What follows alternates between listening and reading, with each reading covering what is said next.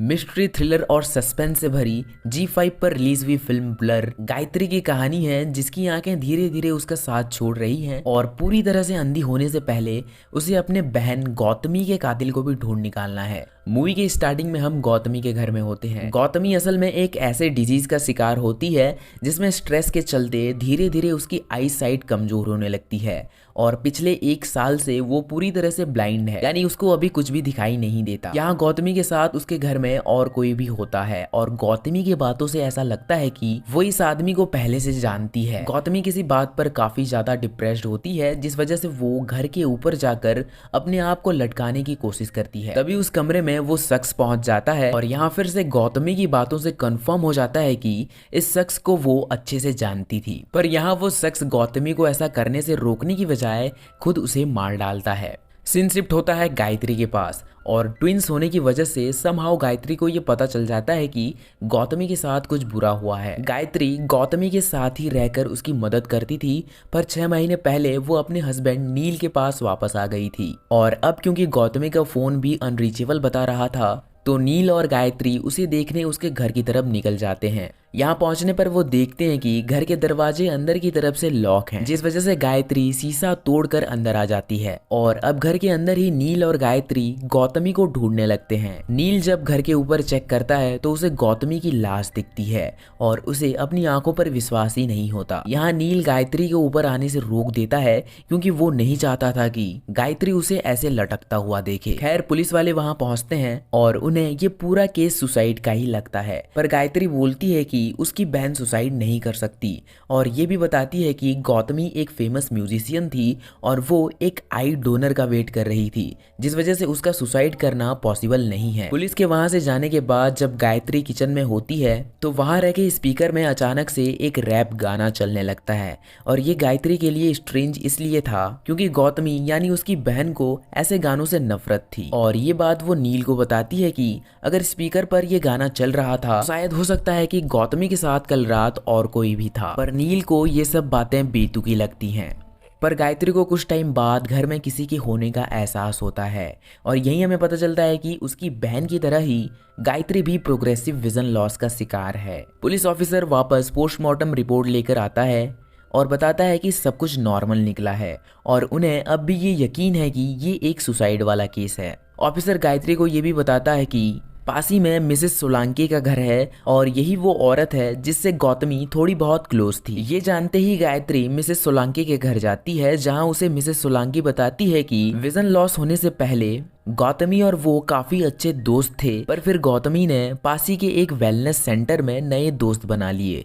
अब गायत्री उसकी बहन के दोस्तों से मिलने उस वेलनेस सेंटर में पहुंचती है और यही हमें एक छोटा सा झलक बिपिन नाथ का मिलता है, जो कि गायत्री की बहन गौतमी का पड़ोसी है और उसकी ईरा नाम की एक बेटी भी है। गायत्री की यहाँ कुछ ब्लाइंड लड़कियों से बातें होती है जिनसे ये पता चलता है कि गौतमी का एक बॉयफ्रेंड भी था, जिसके साथ वो कुछ दिनों पहले होटल लेक व्यू भी गए थे, जो कि कपल्स पॉइंट है। गायत्री को ये ब्लाइंड लड़कियां ये भी बताती हैं कि वो अकेली नहीं है, मतलब उसे कोई पीछा कर रहा था। तभी हम उस शख्स को भी देखते हैं जिसे गायत्री चेस करने की कोशिश तो करती है, पर तभी बाहर वो चक्कर खाकर गिर जाती है। असल में उसे फिर से धुंधला दिखने लगता है और ये सब ज्यादा स्ट्रेस लेने की वजह से ही हो रहा था। तभी वहां मौजूद बिपिन नाथ गायत्री को उसके घर ले आता है।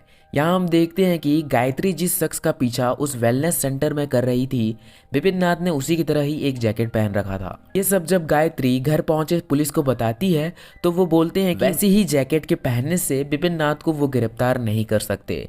यहाँ तक कि खुद पुलिस वाले के पास भी वैसा ही एक जैकेट मौजूद है। पुलिस वाले के जाते वक्त नील और उनकी बातों से ये पता चलता है कि पुलिस वालों को एक ऐसी बात पता चली है जो कि इम्पोर्टेंट है और ये नील से भी रिलेटेड है, पर नील नहीं चाहता था कि गायत्री को अभी ये बात पता चले और उसे और भी ज्यादा स्ट्रेस हो। अब नील गायत्री को जबरदस्ती वापस शहर भेजना चाहता था, पर गायत्री बिना अपने बहन के कातिल का पता लगाए यहाँ से नहीं जाना चाहती थी और अब तो उसे ये भी पता था कि उसकी बहन गौतमी का कोई बॉयफ्रेंड भी था। तो यहाँ गायत्री चालाकी से ये बहाना बना लेती है कि उन्हें इस स्ट्रेसफुल माहौल से दूर होटल लेक व्यू जाना चाहिए और नील बिना जाने मान भी जाता है। अब इस होटल में गायत्री अपने बहन और उसके अननोन बॉयफ्रेंड के बारे में पूछताछ करने लगती है। पर यहाँ नील गायत्री को ये बताता है कि उसे कुछ दिनों पहले डॉक्टर रमन का कॉल आया था, जिसने बताया कि उसकी बहन गौतमी का एक आई डोनर मिल गया था और उसने अपनी आंखों का सर्जरी भी करवा लिया था, पर ऑपरेशन सक्सेसफुल नहीं हुआ और नील को लगता है कि यही रीजन होगा उसके सुसाइड करने का। गायत्री यहाँ काफी सैड हो जाती है और नील से नाराज भी हो जाती है,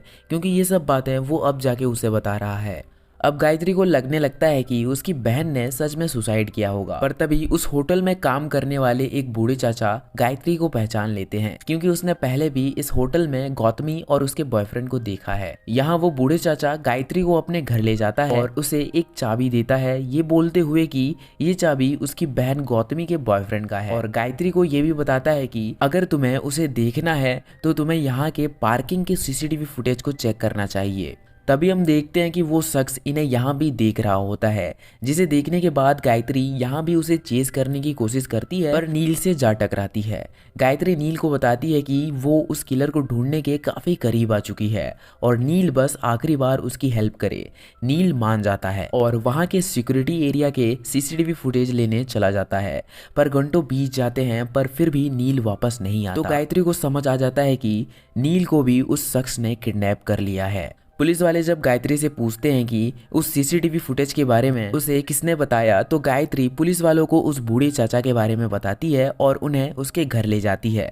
पर वहां पहुंचने पर यह पता चलता है कि उस बूढ़े चाचा की भी मौत हो चुकी है। पुलिस वालों को ये भी कोई हादसे से हुई मौत लगती है, पर गायत्री को पता था कि इसके पीछे भी उसी किलर का हाथ होगा। इसके बाद गायत्री डॉक्टर रमन से मिलने जाती है, जहाँ उसे ये शॉक कर देने वाली बात पता चलती है कि नील ने गौतमी की आंखों के सर्जरी के बारे में जो भी बताया था वो सब झूठ था और डॉक्टर ने नील को कभी कॉल ही नहीं किया था। यही गायत्री को एक कमरे में दीपक नाम का ये नर्स दिखता है। इस पॉइंट में गायत्री को ये समझ नहीं आ रहा होता कि आखिर ये सब हो क्या रहा है। उस शख्स का बार बार गायत्री का पीछा करना और अभी नील का किडनैप हो जाना, इन सब के चलते गायत्री को और भी ज्यादा स्ट्रेस होने लगता है और उसकी आंखें लगभग पूरी तरह से ब्लर हो जाती हैं। घर पहुंचने पर गायत्री को फिर से आवाजें सुनाई देती हैं और धुंधला दिखने और घर में रोशनी न होने की वजह से उसे कुछ भी नहीं दिख रहा होता। तभी घर के ऊपर उसे किसी के होने का एहसास होता है और वो बहुत डर कर पुलिस को कॉल करती है। जल्दी पुलिस ऑफिसर वहां पहुंचते हैं और घर के ऊपर टॉर्च लेकर चेक करते हैं। गायत्री भी उनके साथ ही होती है। तभी उन्हें वो दिखता है जो कि किसी ने भी एक्सपेक्ट नहीं किया था। सामने नील की लाश ठीक उसी तरह लटक रही होती है जैसे कि गौतमी की। यहाँ गौर करने वाली बात ये थी कि गायत्री टॉर्च जलाने के बाद भी कुछ देख नहीं पा रही थी, मानो वो पूरी तरह से ब्लाइंड हो गई थी। गायत्री को नील की भी मौत के बाद काफी बड़ा सदमा लगा था, पर लकीली उसे एक अननोन आई डोनर मिल गया था, जिस वजह से गायत्री का सर्जरी भी कर दिया गया। इसी बीच पुलिस वालों को नील का एक रिकॉर्डिंग भी मिलता है जो कि गायत्री के लिए था। नील गायत्री को बताता है कि उसका और गौतमी का अफेयर चल रहा था। ये सब सुनने के बाद गायत्री का दिल टूट जाता है, पर उसे अब भी लगता है कि नील और गायत्री का मर्डर हुआ है। इसके बाद गायत्री जब अपने घर जाती है तो वो उस बूढ़े चाचा की दी हुई चाबी को हर एक दरवाजे के लॉक में डालने की कोशिश करती है, पर ये चाबी शायद इस घर की थी ही नहीं। आंखों में पट्टी बंदी होने के कारण गायत्री को बड़ी परेशानी हो रही थी। तभी डॉक्टर रमन द्वारा भेजे नर्स यानी दीपक की एंट्री होती है। इससे पहले दीपक को गायत्री ने हॉस्पिटल में ही देखा था। दीपक काफी पोलाइट था और अच्छे से गायत्री की हेल्प करता है, पर गायत्री को एक मेल नर्स से परेशानी होती है और वो डॉक्टर को कॉल करती है, पर डॉक्टर बताते हैं कि दीपक इस काम के लिए परफेक्ट है और ये दिखता भी है। पर गौर करने वाली बात ये थी कि अब हमें दीपक का चेहरा एक बार भी नहीं दिखाया जा रहा था। खैर, दीपक के जाने के बाद उस रात गायत्री को एक बुरा सपना आता है, जहां नील और गौतमी उसे मारने की कोशिश कर रहे होते हैं। उठने के बाद अब उस घर की सीढ़ियों में सच में किसी के दबे पांव चलने की आवाजें आने लगती हैं। डर के मारे गायत्री पुलिस वाले को कॉल करती है, पर पुलिस वाला भी अब गायत्री से काफी फ्रस्ट्रेटेड हो चुका था और फोन कट कर देता है। गायत्री के पास अब दीपक का भी नंबर था, जिस वजह से वो उसे तुरंत कॉल करती है और क्योंकि दीपक ने पूरा घर देख लिया था तो वो गायत्री को फोन पर ही गाइड करके घर के बाहर ले आता है और दीपक का घर वहीं पास में ही था। अब हमें पूरे 1 महीने का सफर दिखाया जाता है कि किस तरह दीपक जो है इन बीते दिनों में गायत्री की दोनों आंखें बना था और गायत्री के बदलते बिहेवियर को भी देख के ये पता चलता है कि उसे हो ना हो दीपक पसंद आ गया है। कुछ दिनों बाद गायत्री की आंखों की पट्टियां भी खुलने वाली थी और वो सबसे पहले उसे यानी दीपक को देखना चाहती थी और इसी फ्लो में गायत्री दीपक को एक रात किस भी कर लेती है। पर दीपक के बिहेवियर से लगता है कि उसे गायत्री पसंद तो है पर वो कुछ करना नहीं चाहता। दीपक वहां से चला जाता है और गायत्री उसे सॉरी बोलती है। कुछ देर बाद रात को जब गायत्री सो रही होती है तो वो शख्स वहां एक बैग लिए आ जाता है जिसमें उसका कैमरा और एक इंजेक्शन होता है। पर गायत्री की आंखें यहाँ खुल जाती हैं और वो समझ जाती है कि घर में वो शख्स घुस आया है और उसकी जान अब खतरे में है। गायत्री घर के बाहर भागने लगती है और उसे बाहर बिपिन नाथ मिलता है जो कि उसे अपने घर ले जाता है। यहीं हम बिपिन नाथ की बेटी ईरा को देखते हैं जो कि शायद अपने बाप से काफ़ी डरती थी। बिपिन नाथ के इरादे कुछ ठीक नहीं लग रहे थे और गायत्री को वहाँ वो चाबी भी मिलती है जो कि उसके घर में था और गायत्री को लगता है कि हो ना हो ये सब बिपिन नाथ ही कर रहा है। गायत्री तुरंत वहाँ से निकलकर वापस अपने घर को भागती है और दीपक को कॉल करती है। कुछ टाइम बाद दीपक जब पहुँचता है तो गायत्री उसे बिपिन नाथ के बारे में बताती है और तुरंत ही पुलिस के पास चलने को बोलती है। पर क्योंकि बाहर मौसम काफी खराब था तो वो बिपिन नाथ की कंप्लेंट बाद में करने को बोलता है। पर गायत्री अपने घर में बिल्कुल भी रुकना नहीं चाहती थी जिस वजह से दीपक उसे अपने घर ले आता है। ये सब होते हुए ईरा बड़े ही ध्यान से देख रही होती है। इधर दीपक गायत्री को अपने घर ले आता है और जब वो बाहर गायत्री के लिए गद्दा लेने जाता है तो गायत्री को उस घर में ईरा मिलती है जो कि चुपके से उस घर में घुस गई थी। गायत्री काफी डर जाती है क्योंकि उसे अब भी लगा था कि ईरा का बाप यानी बिपिन नाथ ही वो किलर है। पर ईरा बताती है कि वो गौतमी की दोस्त है और किलर और कोई नहीं बल्कि वो राक्षस गायत्री का नर्स यानी दीपक है और उसी के दिए हुए मेडिसिन की वजह से ही गायत्री को बुरे सपने और आवाजें सुनाई देती थी। दीपक के आने के बाद ईरा बाथरूम में ही छुप जाती है और गायत्री अब दीपक से डरने लगती है और उसके दिए हुए मेडिसिन को वो खाने का नाटक करती है। अब दीपक जब गाड़ी पार्क करने फिर से बाहर जाता है तो बाथरूम में छिपी ईरा उसे वहां से भाग जाने को बोलती है।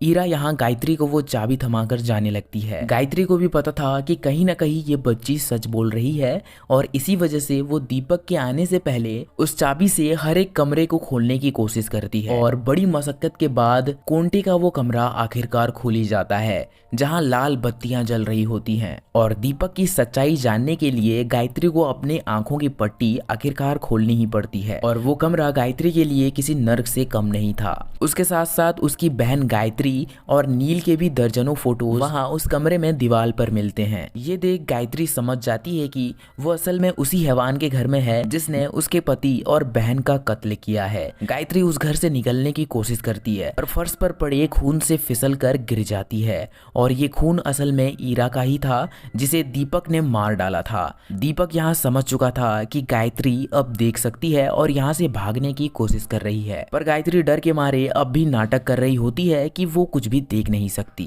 दीपक यहाँ गायत्री के खाने में कुछ मिलाकर उसे खाने को बोलता है पर गायत्री दीपक को पानी लाने को बोल उसे बदल देती है पर दीपक सब कुछ समझ जाता है और अब सच्चाई सामने आने के बाद नाटक करने से कोई फायदा नहीं होने वाला था। ये सोचकर दीपक गायत्री के सामने अपना असली रंग दिखाता है। वो गायत्री को जबरदस्ती उसी कमरे में ले आता है जहाँ कमरे के बीचों बीच एक बड़ा बक्सा रखा हुआ होता है जिसे दीपक जबरदस्ती उसे खोलने को बोलता है। उस बक्से को खोलने पर उसमें से सड़े हुए मांस की बदबू आने लगती है क्योंकि असल में उस बक्से में किसी की लाश होती है। तभी हमें पता चलता है कि ये लाश असल में उस नर्स दीपक का ही है और ये शख्स जो कि दीपक का चेहरा बना था पता नहीं कौन था और ये सब क्यों कर रहा था। ये शख्स अब गायत्री के आंखों में कुछ ऐसा इंजेक्ट कर देता है जिससे जल्दी वो पूरी तरह से अंधी होने वाली थी। इसके बाद वो गायत्री को उसी बक्से में डालकर बंद कर देता है जिसमें वो लाश भी पड़ी हुई थी। अब ये शख्स वापस उस वेलनेस सेंटर में जाकर नॉर्मल इंसानों की तरह ही अपना काम करने लगता है। इधर गायत्री का उस बक्से में दम घुटने लगता है पर वो उस बक्से को अंदर से मार मार कर आखिरकार खोल ही देती है। ठीक उसी वक्त वो किलर भी वहां पहुंच जाता है और गायत्री को चेस करने लगता है। गायत्री सेफली गौतमी की दोस्त मिसेस सोलंकी के घर आ चुकी थी। मिसेस सोलंकी गायत्री को इस हालात में देखकर समझ जाती है कि कुछ गड़बड़ है। तभी वो किलर भी वहां पहुंच जाता है। गायत्री को समझ नहीं आ रहा होता कि अब वो क्या करे। और अब एक ट्विस्ट की बारी है। गायत्री की नज़र मिसेस सोलांकी और उसके बेटे की एक पेंटिंग पर पड़ती है और इससे पहले कि वो कुछ कर पाती, मिसेस सोलांकी उसे पीछे से मारकर बेहोश कर देती है। यहाँ हमें पता चलता है कि ये किलर असल में मिसेस सोलांकी का ही बेटा है, जिसकी दिमागी हालात खराब होने की वजह से वो पिछले 30 सालों से ऐसे वीरान हिल स्टेशन में रह रहे हैं। पर जब मिसेस सोलांकी की मुलाकात गौतमी से यानी गायत्री की बहन से हुई तो इस किलर को गौतमी से प्यार हो गया और शायद गौतमी भी इस किलर के इरादे जाने बगैर इससे प्यार कर बैठी। फिर जो हुआ आप तो जानते ही हो। और फिर गौतमी की मौत के बाद गायत्री जब यहाँ आई तो इस किलर को उससे भी प्यार हो गया, क्योंकि गायत्री बिल्कुल अपनी बहन की तरह ही दिखती थी, जिस वजह से पहले उसने नील को मारा और गायत्री को अपने हिसाब से मेडिसिन देकर उसके साथ नर्स बनकर रहने लगा। और अब जब इस किलर की सच्चाई हमारे सामने आ चुकी है तो हमें यह भी पता चलता है कि ये किलर अपनी माँ यानी मिसेस सोलांकी से बहुत ही ज़्यादा डरता है, पर ये बोलकर कि तुम्हें अब चुपचाप सो जाना चाहिए माँ, किलर यहाँ अपनी माँ यानी मिसेस सोलांकी को भी मार डालता है। अब गायत्री के होश में आने के बाद किलर उसे 2 ऑप्शन देता है, या तो वो अपनी बहन की तरह मर जाए या फिर अंधी बनकर जिस तरह से चल रहा था चलने दे। यहाँ गायत्री नाटक करने लगती है कि वो मर नहीं सकती क्योंकि उसके दिल में भी कहीं ना कहीं उस किलर के लिए फीलिंग्स मौजूद हैं। और अब जैसे ही वो किलर गायत्री के पास आता है तो वो उस किलर के चाकू को छीन कर उसी के पेट में घोंप देती है, पर अब भी वो मरा नहीं था। गायत्री एक आखिरी बार उसकी बात मानकर पुलिस को वहां आने को बोलती है और जब पुलिस वहां पहुंचती है तो वो भी इस मंजर को देखकर सहम जाते हैं। किलर के हाथ में अब भी वो चाकू था जिससे वो अपना गला रेतकर अपनी ही जान ले लेता है। अब सब कुछ खत्म होने के बाद फिर से गायत्री का ऑपरेशन होता है और वो पूरी तरह से ठीक हो जाती है। डॉक्टर रमन यहाँ उसे बताते हैं कि असल में उसका आई डोनर और कोई नहीं बल्कि नील है। इसी के साथ मूवी यहीं एंड हो जाती है और आपको वीडियो पसंद आई, जो कि ऑब्वियसली आई ही होगी, तो प्लीज़ चैनल को सब्सक्राइब करो और जाने से पहले कमेंट करके बताओ कि अगली मूवी कौन सी चाहिए। और मैं मिलता हूँ आपसे अगले वीडियो में।